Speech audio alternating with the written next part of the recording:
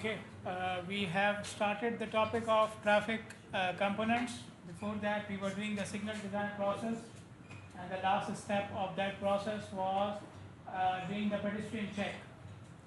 Then, in this topic, we have discussed that there are 5 components of the traffic system, and among them, then we have the road users as well. In the road users, then drivers are the most important part because they are controlling the vehicles. Okay, so we have 2 important characteristics of the drivers which are taken into design: visual acuity and reaction process. Then we have couple of other important characteristics as well, such as psychology and personality, which cannot be taken into design, but we try to incorporate them using traffic laws and licensing procedures. And then we looked at this list of the visual acuity factors, okay, functions which are performed by our eyes. You can see the name of the ability, its explanation, and the example where it is used in case of the driving. Okay, so for example, let's say if I'm looking straight, okay, and somebody waves at me from this door. Okay, so which ability I need to see that there's a person who is waving at me? Can you pick one from here? No. I'm looking at you and somebody is waving at me from the side. Which ability would I need from these to detect that person? Peripheral vision. Okay, the peripheral vision. Secondly, let's say somebody is running towards you. Okay, so you see the first example, waving for me. Somebody is running, then it's you. Okay, so somebody is running towards you, okay, and now you have to avoid that person. Okay, which ability you need to get out of the way in time? Now something is coming towards you, you want to save yourself. Which of these abilities you need to save yourself in time? Maybe not a person, let's say a car is coming. Okay, so it's coming directly at you. Which of these abilities you need to save yourself? Huh? Dynamic visual acuity, okay, fine. Anything else? No, car is coming. They're running. Depth perception, okay. Depth perception and movement in depth. Okay, they are used to analyze the object which is coming towards you. Okay, depth perception, movement in depth. Moving on.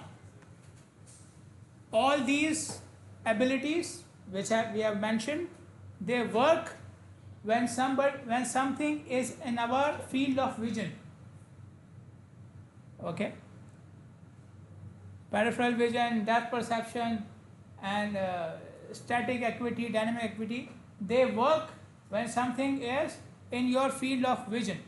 Okay, so if I am looking at the slides and you start making faces at me, I don't see it, right? Alhamdulillah, no, which is good. So the field of vision is important for the eyes, and some of the functions or all of the functions do not work for all the things which are in your field of vision. Okay, so field of vision is divided into these three ranges. Okay, and the ranges are based upon the angle from your central line of sight. Okay, from the center of your line of sight, then we divide the field of vision into 3 ranges based upon the angle from the center. Okay, so we have the acute vision, we have the fairly clear vision, and we have the peripheral vision. So acute vision is in this range, angle, fairly clear in this range, and peripheral vision in that range. Okay, all the angles are from where? From the center of the line of sight. Clear? Okay. Something is in acute vision, that means it's directly in front of you. Okay, it's directly in front of you. This is the thing which you, or this is the range which you use for reading. If you have to read something, then you try to put it in front of you, right? Okay, look at it, look at it. Even for typing as well, yes. Okay, so it should be in this range. So you can see it clearly, you can see each and every word, you can see the commas and the full stops and all the emojis and smileys and everything. Okay, so in acute vision. Then we have the fairly clear vision. Okay, so all the functions of the eye work in this range, no problem. Okay, something in this range, all the abilities are working very well, no problem. Something in this range, again, is still very good. Most of the abilities are still working. Okay, most of the abilities are still working, but your acuity may be a little bit less. Okay, your ability to see the details is little bit less now. Okay, you may be able to see that what color of the object is, what is the size of the object, is it moving, is it static. Okay, you can see these things. Okay, but like I mentioned, you cannot read. Okay, you cannot read. If it's a big letter or a big number, you can see it, no problem. But if I write a paragraph and if it's in this range, then you may not be able to read the entire paragraph. Okay, so minor details. Okay, you will have a little bit of deficiency in your acuity. Okay, in the ability to see or read the details. And then we have something which is out of this range in the peripheral vision. In the peripheral vision, only detection functions work. You detect things. You cannot read at all. You cannot see. You can detect. Okay, so there is a board here. So if I'm looking straight and there is a board, and if you write something on the board, I will not be able to tell even one word from there because it's in my peripheral vision. But I can see there is a board. Okay, yeah. So only detection works. Clear? Now we are talking about traffic signs, traffic markings, and the driver. So which of these ranges would you put your traffic control devices in? Huh? Very clear? What? Acute? We can see it. Acute, right? Okay. Anybody else? It says fairly clear. Acute vision. Yes. Acute vision. Okay. For the design, like how we have designed the traffic control devices, having them in fairly clear vision is enough. Okay, it's not ideal, we know, but having them in fairly clear vision according to the design is enough. If you go back to the topic of traffic control devices, we mentioned some requirements. They should be big, clear, attention, they should attract attention and so on and so forth. Okay, so if there is something like this, then if it's in fairly clear range, it's enough. Okay, so what are we looking at? Numbers, symbols, lines. Okay, there is no reading involved. You don't need to see the details, each and every detail. So anything in fairly clear vision for traffic control devices is enough. Obviously, cars, pedestrians, we cannot control. We are talking about traffic control devices. Okay, where does the peripheral vision come into play? Peripheral vision helps you detect or select your speed. Peripheral vision helps you select your speed. If you go back to the topic of freeways, you are calculating free flow speeds, right? Okay, in those equations there was factor of lane width, there was factor of lateral clearance. Okay, now this has to do with the side, right? Lane width is what? Sides. Lateral clearance is what? The sides of the road. Okay, so where am I driving? To the side or straight? Straight, right? So why do I need these factors? Because this works on the driver's psychology, it works on the driver's brain. Okay, when they see more clear space, the speed gets higher. Got it? Okay, so the peripheral vision, you detect objects. If you don't detect any object in your peripheral vision, you will go faster. Okay, so your choice of speed depends upon your peripheral vision. Okay, And yes, with every with every range you can see there is not a constant number, it's a range. Okay, so acute vision is not only 3 degrees or 4 degrees, it goes from 3 to 10. For some people it will be 3, which is very low. For some people it can be as wide as 10. Okay, so this is what we mentioned earlier as well. Drivers or road users have varying characteristics, they are not at the same level. Okay, and these characteristics, they change according to the ability, according to the age, and so on and so forth. Okay, one more thing you have to keep in mind, that the timing, when does the device come in the required range. So now you see here, when the car is in this position and you look at the curve sign, it's almost in front of you. Okay, so it's in the acute vision now. Okay, but let's say a driver didn't pay attention at that point. The car is moving, he is moving forward, right? Okay, so if he didn't see the sign at this time, now it's on the side. Okay, so now there's a bigger chance he will miss it. Okay, so the timing is very important here, when the device will come into the fairly clear range. Okay, so you have to take care of this thing as well. The other thing which we take into our design is the perception reaction process, the decision making process of the driver. Okay, so for vision we were using angle, right? This much angle, that much angle, and we have distance as well. For perception reaction process, we measure it in terms of time, how much time the driver will need to think, to make the decision, okay, and do the action. So this time is divided into 4 stages. Okay, the first stage is detection or perception. Okay, so you detected something using one of your 5 senses. Okay, you looked at something, some new information, or you heard something, heard a new sound. Okay, so that is detection or perception. Okay, the next thing is identification. Now you pay more attention. Okay, maybe you will change your line of sight and see what is happening. Okay, so if it was an object, what object is it? Is it a car or a truck? Is it standing? Is it moving? Okay, so you try to get more information. Okay, so that is the second stage, identification. The first stage was something just popped up. Now you see what is that and what is it doing. Okay, how or why is it more important for me.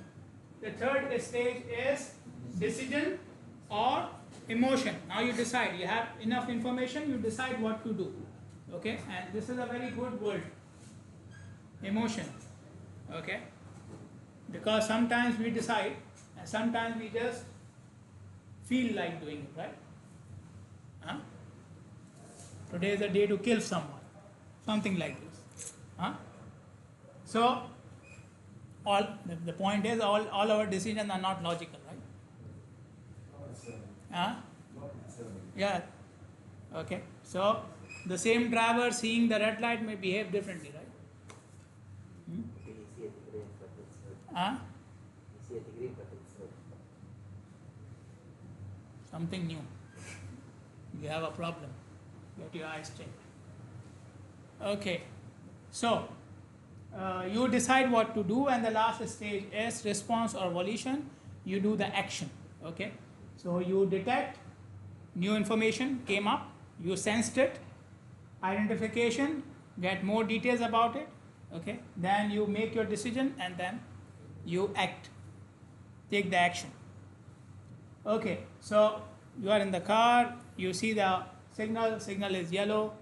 Okay, so when the signal became yellow, when you first looked at the signal, okay, all of you started smiling. I don't know why. So that is detection. Okay, your minds are in extra fast mode. Huh? Okay, then your car is moving and your brain hopefully is also moving. Okay, so the next stage is, then you see what is your speed, how much is the distance between you and the signal, are there cars in front of you.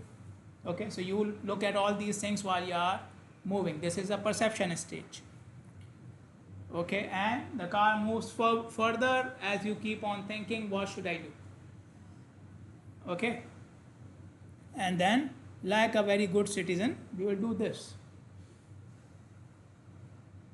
Okay, huh? It's gas or gas with or brake. His mind is working today. Yes. Huh? Two extra coffees today, huh? Or what? Still No? didn't take. Sorry? Still didn't take. That's why. Don't take it, never. Okay. So once you press the brake, then this is the decision stage. Now, will the car stop here? Will the car stop here?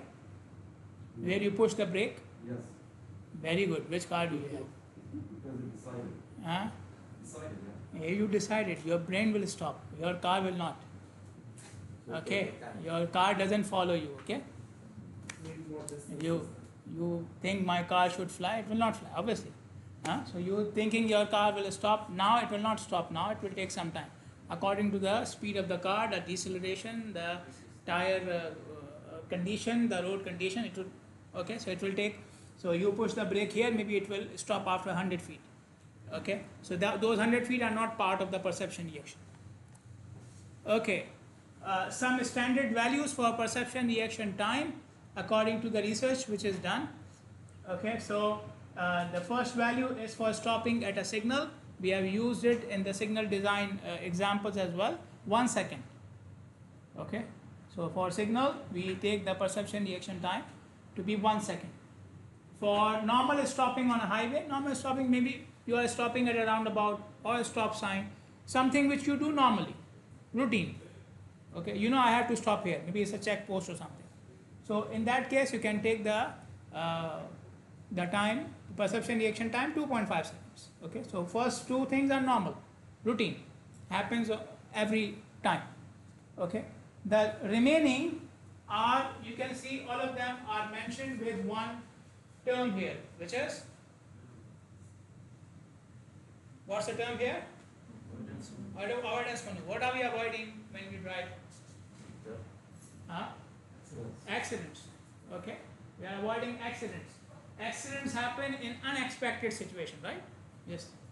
Sit in the highway on the road. Sorry. Yeah, The type of the road, highway, anything. Okay, but the point is this is normal stopping. Okay. I didn't write the book. Why are you asking me? They wrote the book. I'm just trying to explain. Okay. It's normal stopping. Okay, normal stopping. If I say normal stopping on a highway, then you will ask me, why would I normally stop on a highway? Okay, so some difference of terminologies. Okay, but the point is something which you are doing. Like you come to this spot, you know I have to stop. You already know this. Something to plan before. Yes. Okay. The others are avoidance maneuvers. We are trying to avoid accidents. Accidents happen when we have something unexpected. Okay. So all of these are unexpected situations. In unexpected situations, our mind needs more time to think. Okay. First, it will think what has happened. It has never happened before. Like you get a unexpected question in the exam. You take half an hour to think, right? How can the button be good at something like this? Sorry. Increase the reaction time. Sorry. Say again. How can they increase the reaction time? How can they? No, they are not increasing it intentionally. The mind already No, is taking intentionally. more. I mean intentionally. How can Intentionally, they- they cannot increase. Our mind is our mind. Not like this. No practice. You mean to decrease the reaction time? Not We can decreasing decrease the time. reaction time. Increase, you don't want to increase. Increasing means what? He will Oh, take. yes. You want to decrease it. Yeah, decrease, and then that's why they do the classes and the practice and everything. Okay, so it takes practice. Okay, so going back to the example, like you have an unexpected question in the exam. So how do you avoid wasting half an hour? Do more exams. Take the course 3-4 times. So lots of exams, right? Or solve more problems, which is impossible, right? How can you do this? So, anyways, so you can see unexpected situations, the timing is increasing. The first two are low values, the next are higher values. Okay. If you look at the first two values, 3 second and 9.1 second, they are for stopping. If the driver has to stop in the end, okay, then these are the, in an unexpected situation, the driver is required to stop, then these are the reaction time according to their research, okay, according to the observations they have made. Then for the rest of the situations, the last three situations, the driver is doing some other action. So the first two are for stopping, the first four actually, right?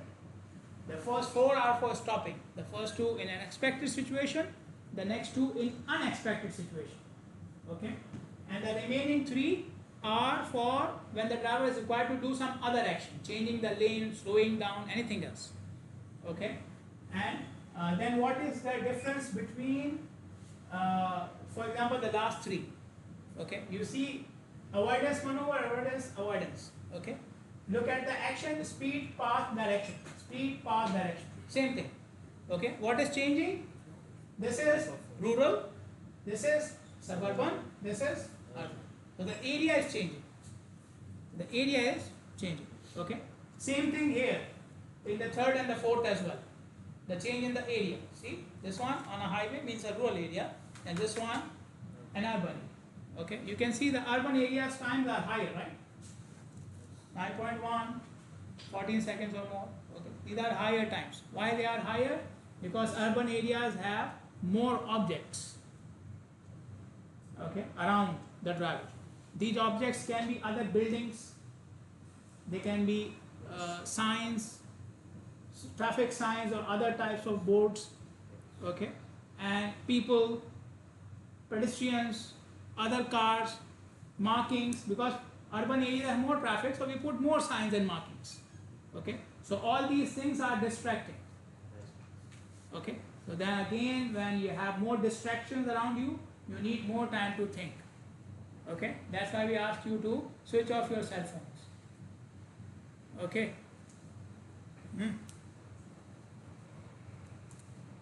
Okay. So we said what? Why these times are increasing? What is the main factor here? Huh? No, before area. Or apart from area. What is the first factor which I mentioned? Why the first two are less and the others are more? Expectancy, right? Expectation. Okay, so something which is expected, your mind works faster, and then you decide quickly which is better for you. Expectancy for the drivers is of three kinds. When you are driving, you are expecting things in these three ways. The first one is continuity. Okay, things which are from the past will continue. Okay, things which are from the past will continue. Okay, so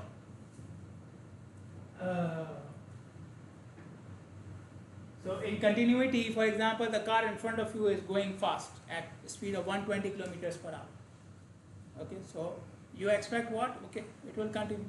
You are behind them and you are also going at 100, 120 kilometers per hour. This is continuity. Okay, you are expecting continuity. The second one is you are expecting event. Okay, this is the opposite of continuity, meaning something which has not happened previously will not happen now as well. Okay, an event which did not happen in the past, you are not expecting it in the future as well. Obviously, makes sense, right? In this course, nobody got an F in the previous 2 semesters. So this semester, you will also not have an F, right? This is what you think. But then you are the one getting the F. So, how it happens in terms of driving, for example, you cross a street or a garage or a gate every day, okay, and you have never seen a car or a pedestrian or somebody coming out of that gate or street. So next time when you will be crossing the street, you are not expecting anybody to come out, right, because it has not happened before. Then we have the temporal expectancy, where you expect things to change in a cycle.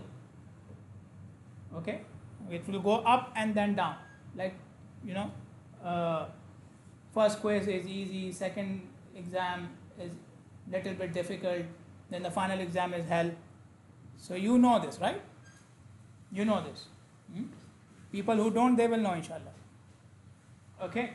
So how does it happen on the road? Signal. Okay? The signal shows you green. I know it will not remain green, right? I know the cycle of the signal. Green to yellow to red to yellow and so on. Okay? So this is temporal expectancy. Another very important road user is pedestrian. Why pedestrian is very important? Because of their safety. Okay, pedestrians are considered the most vulnerable road users. Okay, among all the people who are using the road, these are more likely to get injured or die in a crash, in an accident. Okay, and the reason is what? Why they are more likely than other road users? Why not drivers or passengers or somebody else? Why pedestrians are more likely to get injured? Unexpected? Not because they are unexpected. They are on the road. Huh? Where vehicles are supposed to be, see? They should just in the class. Okay? Not go out and yes. Anybody else? No, I am talking in general. You are giving me cases. Okay, some pedestrian popped up on the road somewhere. Okay, this is a special case. You should not do this. We agree. Okay, but in general, the general trend is pedestrians are more likely to get injured in an accident. Less safety. Why they are less? They are less safety. They will die. See, and the drivers are aliens. The drivers in the car. In the car. So See, there's a shield. there's a shield. Yes. Okay. So yes. So in case of a driver or a passenger, you need a very high impact to cause an injury. Okay. In case of a pedestrian, you don't even need an impact. Okay. If a pedestrian tries to avoid the vehicle or he's just running, okay, and then because of something he falls, there's an injury. Okay. So that's why pedestrians are more vulnerable, and then we have some statistics here that like more than 1/3 of the fatalities, the deaths in traffic accidents, and this is for Bahrain, it happened with pedestrians. Okay, and many of these pedestrians were young kids. Okay, so where the pedestrian have an interaction with the vehicles when they are crossing the street. Okay, so an important factor for us is how much time they need to cross. And how do I calculate the time of their crossing? I have to use their, what is this? Speed. Okay, and we used it in the signal design as well. Some recommended values of speeds, okay, 4 feet per second is considered normal, but then we design for less than normal, so 3 feet per second or 3.5 feet per second. Okay. Some other pedestrian facilities which you may have seen. Okay, so you may have seen the sidewalks where we are giving the crossing, we push them down towards the level of the ground. So the pedestrians, if somebody has any disability or somebody is in a hurry or a wheelchair, they do not, trip over the sidewalk. Okay, then you may have seen these barriers as well. Okay, so make sure the crosswalk is clear. Okay, no vehicle is going in that way, so when they cross the road, they directly go onto the side. It's not like somebody has parked the vehicle there. Okay, people do there like this. Okay, this one, so this one is a crosswalk which they call as a pelican crossing. So they have a speed hump.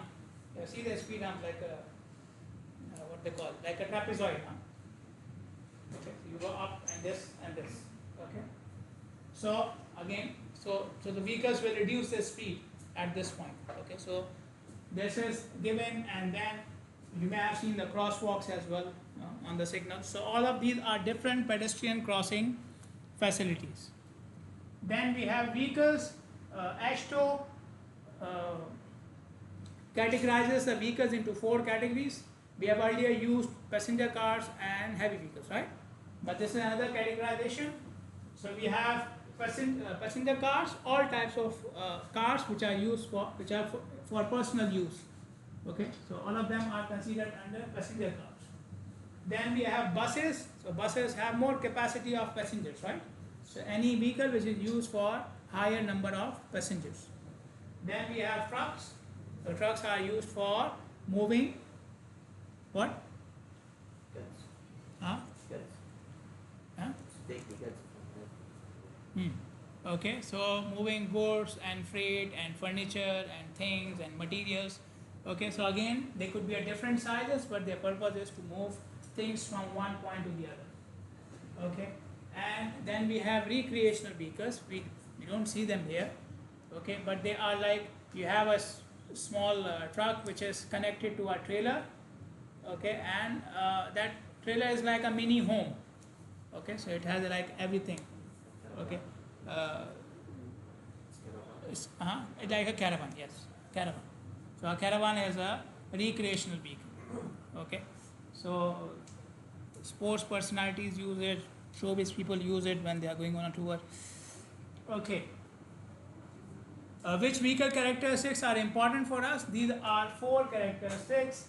Braking means decelerating, right? Then acceleration, turning on low speed, turning on high speeds. These 4 characteristics are important for the road design. What makes these characteristics change? These are size of the vehicle, weight of the vehicle, and operating characteristics of the vehicle. So when these things change, then these properties also change. For example, if the vehicle is bigger, that means it's heavier as well, right? Bigger and heavier. So then what will happen to its acceleration and deceleration? It will need more time, right? It will need more time for acceleration and deceleration. Okay? So acceleration and deceleration rate will be slower. Okay? And then what about the turning? What will happen to the turning? If the vehicle is bigger and heavier, what will happen to the turning? They need lower speed to turn, and what about the space? More space, right? And then we have the operating characteristics which can cancel out some of these effects. For example, you have a plane, right? You have a plane and a car. Which one is bigger?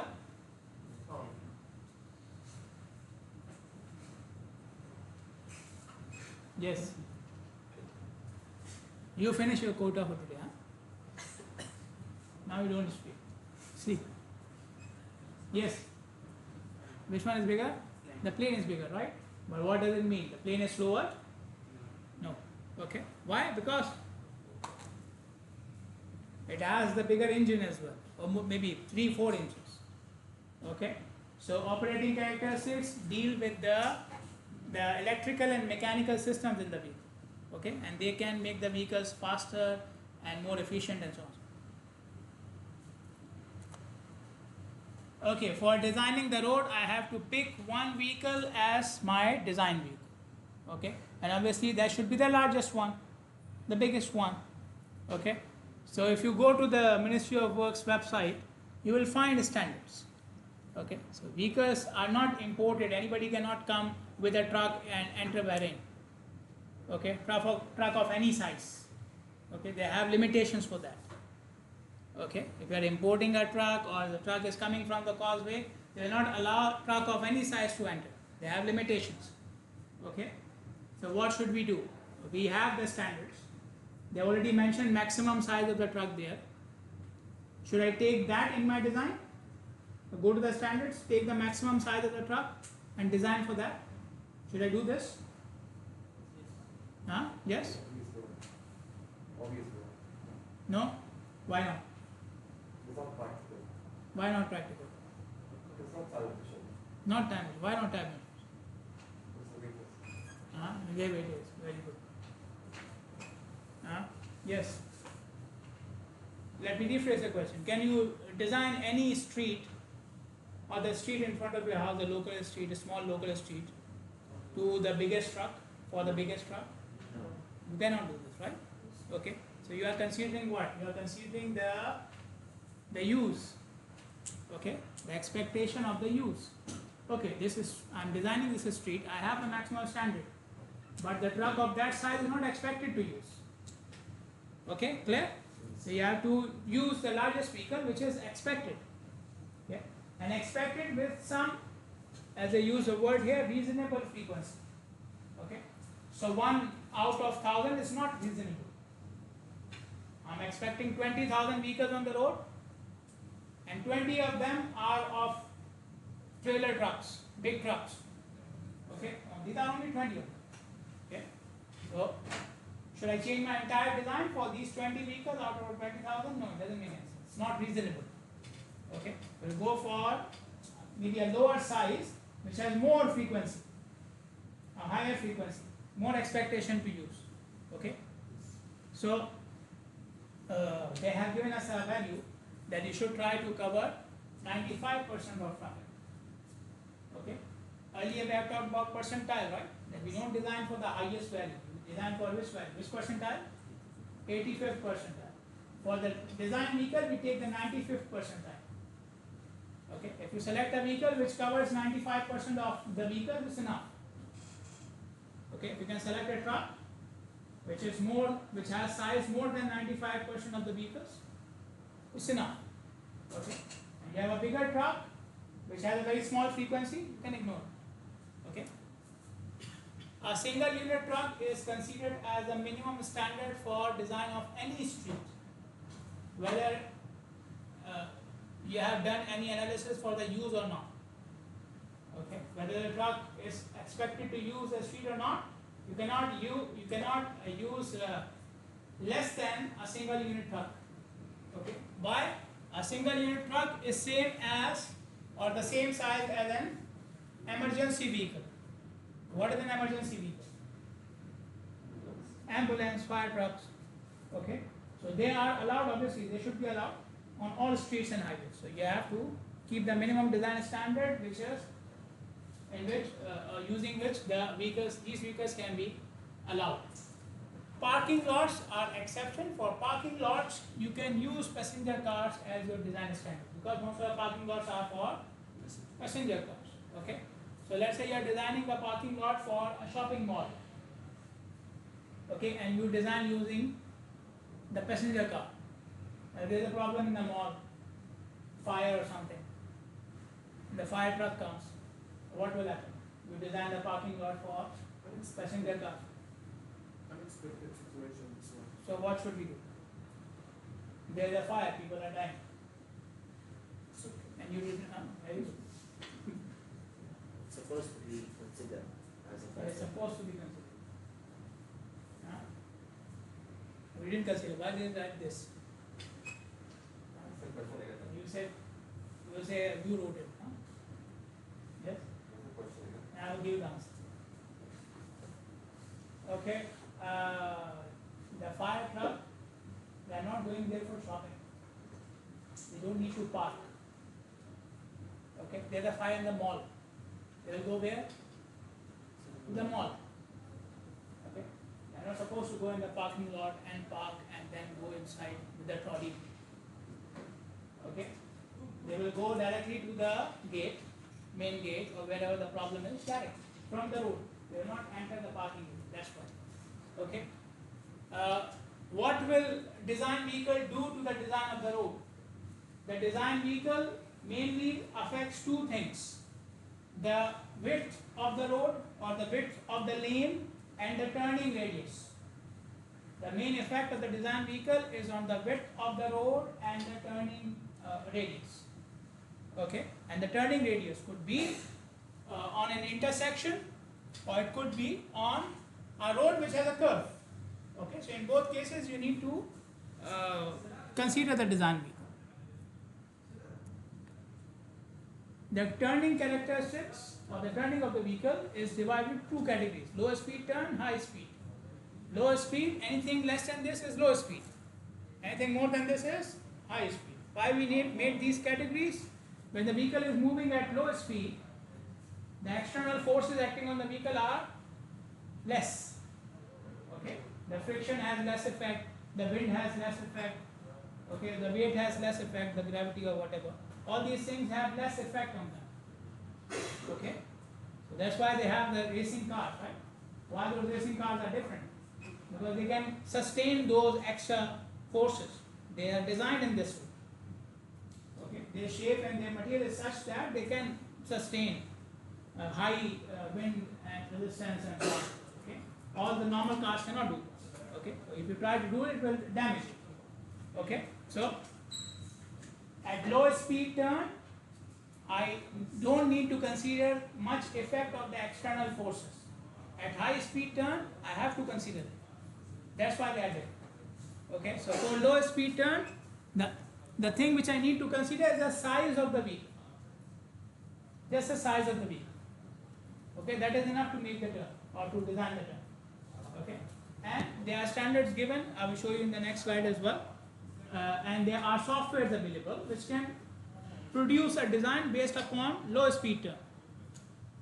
Okay, so you say my design vehicle is this size, so it will give you. Okay, for example, Autodesk has a tool or has a software which is called Civil 3D. Okay, so it can do the design for you based upon low speed, no problem. You just select your design vehicle. Okay, even AutoCAD has templates. You have used AutoCAD, right? It has templates. You can download the template like at the library, and it can show you the turning radius according to the selection of your speed. Okay, so now you see this is an intersection, right? So on intersection, what happens? You come to the intersection and then you will slow down or completely stop, and then you will make the turn. So it's a low speed turn because you already stopped. Okay, maybe there was a red signal or stop sign, or you stopped just for the purpose of safety. And then you have the high speed turn which happens on the highway. On the highway, you're not supposed to stop. Okay, so you will continue at 80, 100 kilometers per hour. So that's a high speed turn. These are different turning radii based upon the size of the vehicle. In the first column, you see the code of the vehicle. So P means passenger car, SU means single unit, and so on. Okay, so P, passenger car, has a standard length of 18 to 20 feet. Okay, so every code has a standard length. Okay, so if you share the code, you can go to the standards and check the size. Okay, but our concern is not the size, our concern is the radius. The radius is given. Okay? Okay. And then you see the radius of the what? Inside edge, inside curve. Okay. This is radius of center line. This is radius of inside edge. If I subtract these values, what will I get? Huh? Is this the lane? Center and the inside. What would you call it? Lane? Or is it the full lane? Yes? It's half the lane. No, center line of the lane. Center line of the lane. Okay? So from the center line to the inside edge of the lane, this is half width. Half of the lane, right? Half of the lane. Why did they give us this half width? Because if there is a heavy vehicle, the heavy vehicle will not follow this path like this. Okay? A truck cannot follow this path, circular path. Okay? Have you seen the truck how it turns? Okay? They will go a little bit straight and then make a bigger turn, right? Okay? So you need to increase the width of the road for these heavy vehicles. That's why the width is given. Okay? So when you go down in the table, you will see that the size of the vehicle is increasing and the width is also increasing. Okay, this is called as lane widening. Okay, it's mentioned in one of the slides. It's called as lane widening. So when you give the curve and the curve is designed for a big vehicle, then you need extra width to make this big vehicle do the turn. Okay, so that's why we need the lane widening. And that's why the two radius are given. Any questions? Clear?